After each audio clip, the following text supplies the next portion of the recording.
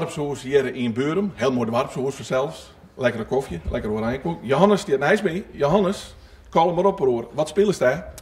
Abel Ruijtjes, uit Beurum. En wat voor man weer dat? Ja, weer een rebelse man, hè, weer dat. Lijkt hij dat wel een beetje? Ja, ik ga net volle te verhoren. Oh. Nou, ga ik even naar de horecall, naar Carla. Wat zit je doen in de column op, broer? Nou, ik mag zijn vriendin spelen. En hoe heet hij dan? Joeke.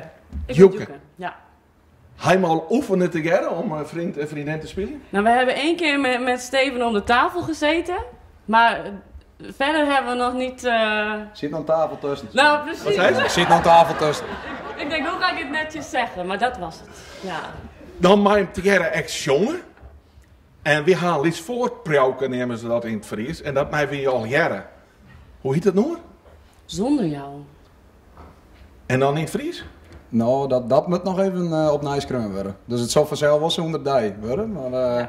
Dus we jaren naar de Nederlandse uitvoering. wij jaren nou de Nederlandse uitvoering. Wie bij mij zijn al heel nieuwsgierig naar wat goed dat klinken zal. Succes aan. Zonder jou is pas voor even de was niet gedaan. En zonder jou dit me aan is elke nacht weer zonder jou. Is alles in mijn leven killer. Zonder jou is alles plotseling veel stiller. Zonder jou is wat voor heen vertrouwd als niet vertrouwd.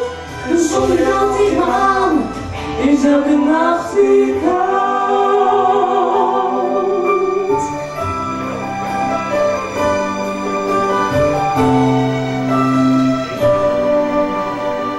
Wat moet ik nou?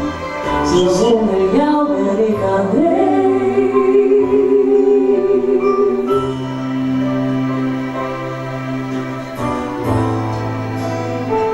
Zo zonder jou.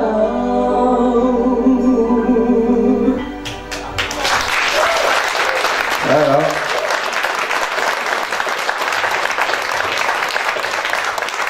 Nou, voor de eerste keer ging dat best wel knap doen. Ja, dat vond ik ook. Ja, dat vond ik, hè? Ik vond